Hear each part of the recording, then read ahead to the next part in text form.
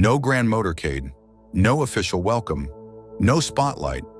And yet on Gabon's most important political day, the presidential inauguration, the crowd didn't cheer for the man being sworn in. They roared for someone who wasn't even there. His name? Captain Ibrahim Traoré.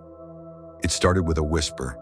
A young speaker, calm and respectful, dropped the name mid-speech, and suddenly the entire stadium shifted. The silence cracked. Then came the chants. Traoré! Traoré! Not for the man on stage, not for the polished speeches or the military parades, but for a 36-year-old soldier from Burkina Faso who's become more than just a leader. He's become a movement. And in that moment, Gabon's inauguration wasn't about Oligui Nguema anymore. It became a referendum, a comparison, a spark. Because here's the truth. While Nguema stood in a suit and sash, draped in medals given by the same system he now leads, the people were asking a different question. Where is our Traoré? They weren't disrespecting their new president. They were mourning what he wasn't. Traoré didn't climb the ranks by shaking hands in Paris or pleasing donors. He built refineries instead of running to the IMF. He kicked out foreign troops. He talks straight. He walks with dust on his boots. He's not made for photo ops. He's made for resistance. And that's why Africa listens when he speaks. This wasn't some PR stunt. There were no posters or flags. It was raw, real, and dangerous because it couldn't be controlled. In that stadium, something snapped. Ministers looked confused. Journalists panicked.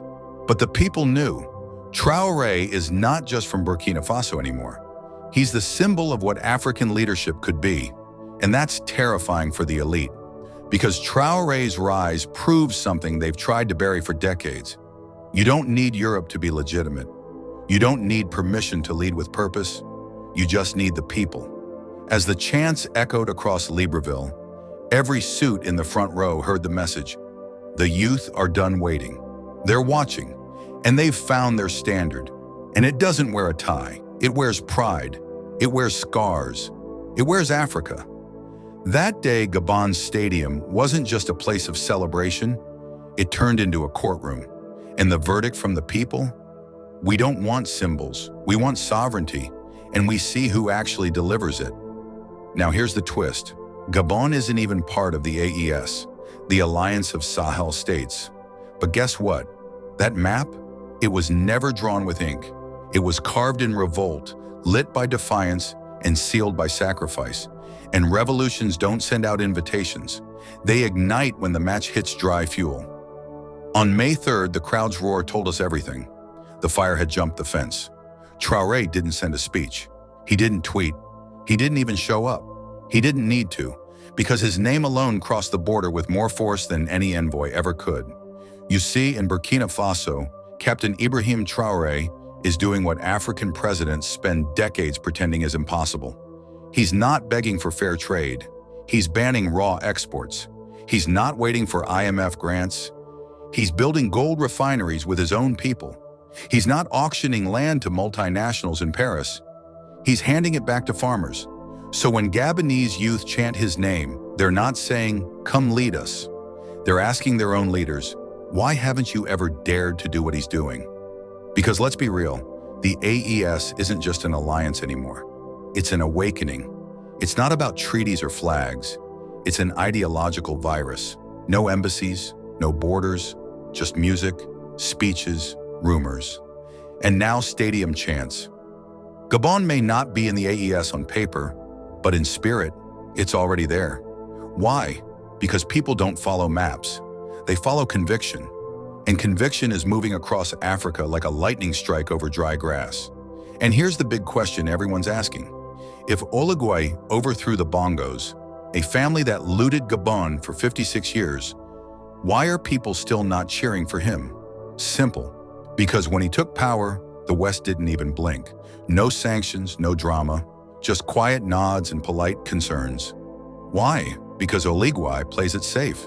He speaks the language of diplomacy. He shows up at summits. He gives Europe room to breathe. And let's not forget, he's family. Yes, he's literally a cousin of the same Bongo dynasty he claimed to overthrow. So, for the people, nothing really changed. New suit, same game. But TRAORE? He flipped the board. And that's why his name, not Oligui, shook Libreville. TRAORE? He's not just a name. He's oxygen to a fire the West can't put out. This isn't some temporary transition. It's a transformation. One that scares the living daylight out of the old colonial powers. You see, the West doesn't actually fear instability. They fear instability they don't control. Coup? Oh, they don't mind those. As long as the new guy still answers the phone in Paris. As long as the generals still salute the invisible flag of colonialism. But Captain Ibrahim Traoré, he refuses all of it. No secret meetings with Macron, no polite handshakes in Brussels. He simply says, your relevance here is expired. And here's what really haunts them.